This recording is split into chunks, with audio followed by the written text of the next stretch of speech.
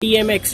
तो स्टील के टाइप जो होते हैं उसमें TMX भी होता है, TMT होता है और टॉर होता है।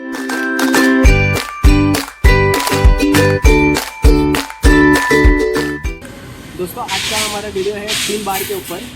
तो जो स्टील बार हम लोग यूज़ करते हैं कंस्ट्रक्शन साइट के ऊपर, उसके बारे में मैं आपको बताता हूँ। दोस्तों हम लोग स्टील क्यों यूज़ करते हैं कंस्ट्रक्शन में, उसका मेजर रीज़न ये है कि स्टील के अंदर टेंसाइल स्ट्रेंथ होता है।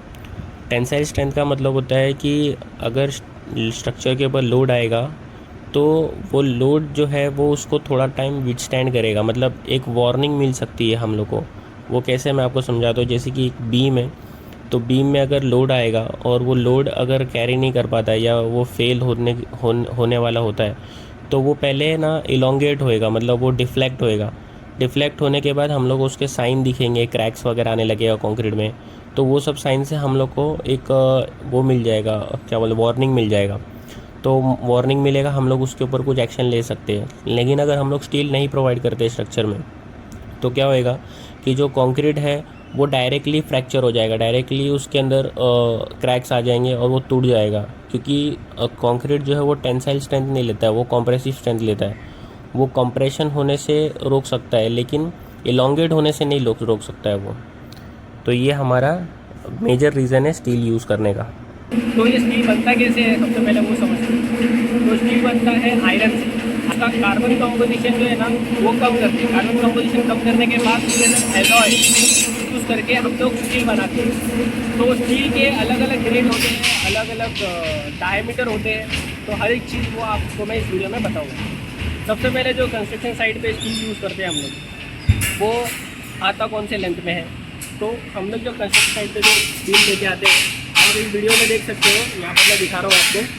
तो टोटल 12 मीटर का स्टील होता है ये। जो कंस्ट्रक्शन होता है वो उसके अंदर जो स्ट्रेंथ हम लोग को चाहिए कोई भी मेंबर के अंदर, तो वो हम लोग को एक पर्टिकुलर आइटम से नहीं मिलता। हम लोग को उसके लिए 2-3 आइटम चाहिए। जैसे कि कंक्रीट तो होता है एक, और दूसरा ये स्टील हो गया। जो TMT बार्स होते हैं या जो स्टील का जो बार होता है, इसके टाइप क्या होते हैं। तो इसके टाइप बहुत सारी चीज़ पे डिपेंड करता है, बहुत सारे फैक्टर है इसके। तो एक फैक्टर ये हो गया कि ये कोई कौन से कंपनी का है, वो एक हो गया। दूसरा कौन सा ग्रेड है, क्योंकि ग्रेड अलग अलग आते हैं। जैसे कि FE 400 15 है, FE 500, FE 600। तो दोस्तों हम लोग देखते हैं स्टील बार को। आज मैं साइड पे दिखाता हूँ आपको प्रैक्टिकली। तो ये है 25 mm का स्टील। तो अभी आप यहाँ पर देखोगे ना, तो यहाँ पर आपको जो मैं बता रहा था कि टाइप्स ऑफ स्टील होता है, उसमें कैसे हम लोग को पता चलेगा। तो ये एक स्टील का यहाँ पर कंपनी का नाम लिखा हुआ है। जैसे यहाँ पर लिखा है गार्डियन।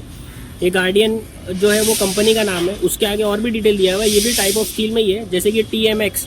तो स्टील के टाइप जो होते हैं उसमें TMX भी होता है, TMT होता है और टॉर होता है। TMX का मतलब होता है थर्मैक्स स्टील है ये। इसका जो ट्रीटमेंट होता है वो थर्मैक्स प्रोसेस से होता है। और दूसरा होता है TMT। तो TMT जो होता है वो होता है थर्मो मैकेनिकली ट्रीटेड, उसका एक अलग प्रोसीजर होता है। और एक टॉर स्टील भी होता है, तो बोला जाता है। तो ये हो गया एक टाइप ऑफ स्टील के बारे में। और दूसरा और भी जो स्पेसिफिकेशन दी रहती है, जैसे कि यहाँ पर लिखा है 25 mm। तो ये स्टील का डाया है।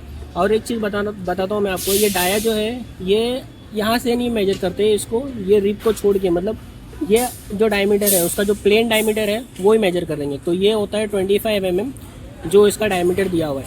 यहाँ से मेजर नहीं करेंगे। ये जो आपको ऑफसेट दिख रहा है छोटा सा, इसको आप नहीं काउंट करोगे, उसको छोड़ के आपको काउंट करना है। फिर ये ISI का मार्क है, ये भी बहुत ज़रूरी है देखना। फिर यहाँ पर लिखा है 550। ये 550 जो है ये उसकी स्ट्रेंथ है। स्ट्रेंथ जो हम लोग न्यूटन पर mm² में देखते हैं। जैसे कि इसका स्ट्रेंथ है 550 न्यूटन पर mm²।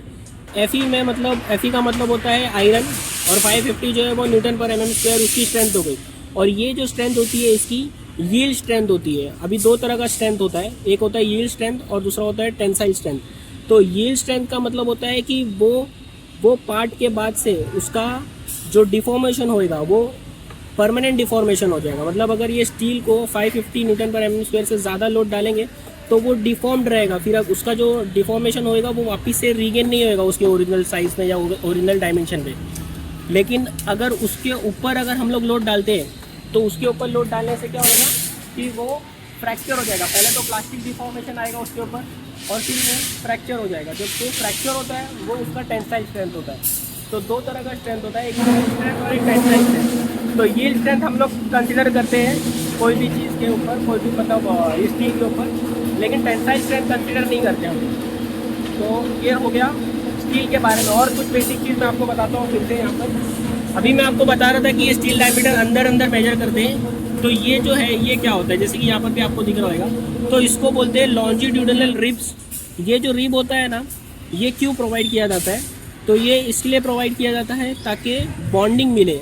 अभी ये जब हम लोग स्टील प्लेस करेंगे कंक्रीट के अंदर, तो प्रॉपर बॉन्डिंग मिले स्टील को कंक्रीट के साथ, इसके लिए ये रिब दिया जाता है। वैसे दो तरह के रिब्स होते हैं, एक लॉन्जिट्यूडिनल होते हैं और एक ट्रांसवर्स होते हैं। तो ये ट्रांसवर्स है और ये लॉन्जिट्यूडिनल है।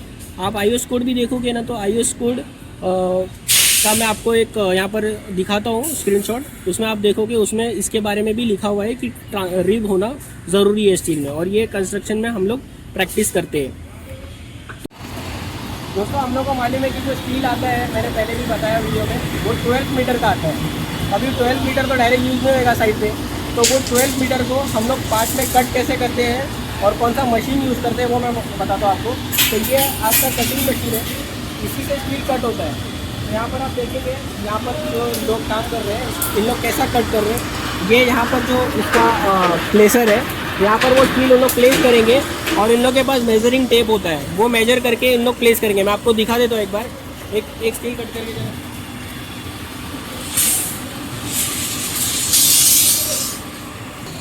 तो जैसे कि आप देख रहे हैं, इन लोग को मेजर कर रहे हैं, वहाँ पर मेजरमेंट टेप लगाए हैं वहाँ पर, और उसको प्लेस करके मशीन को इन लोग अभी पंच करेंगे।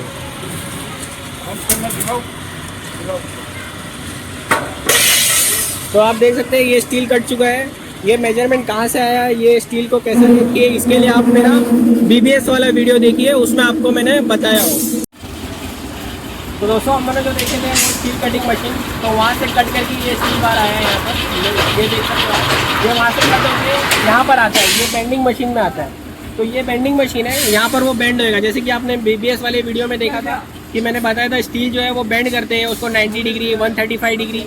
तो वो बेंड ऐसा हाथ से तो नहीं होएगा, क्योंकि ये स्टील तो बहुत स्ट्रांग होता है। तो वो मशीन जो यूज़ करते हैं उसको बेंड करने के लिए, उसको बोलते हैं बेंडिंग मशीन। इसकी भी वर्किंग मैं आपको दिखाता हूँ, इसको कैसे बेंड करेंगे। तो यहाँ पर अभी हम लोग इसको बेंड करके देख लेते हैं कैसा हाँ। तो दोस्तों ये देखो इन लोग बेंड कर रहे हैं अभी। ये चिपिया जो होते हैं, जो लिंक्स मैंने बताया था आपको, या टाइस मेरे वीडियो में होगा, तो वो कैसे बेंड करते हैं वो दिखा रहा हूँ यहाँ पर मैं आपको। अभी मैंने आपको बताया था कि ये जो बेंड होता है, और एक साइड से इन लोग बेंड करते हैं। अभी यहाँ पर ये एक साइड पे इन लोग ने बेंड कर दिया यहाँ पर मशीन में। अभी ये दूसरा वाला साइड जो है ये ऑन साइड बेंड होएगा, क्योंकि ये प्लेसिंग करने के लिए प्रॉब्लम देता है। तो ये मैंने पुराने वाले वीडियो में भी आपको बताया था। इस तरह से बेंड करके हम लोग स्टील को ऊपर चढ़ाते हैं और फिर उसको प्लेस करते हैं।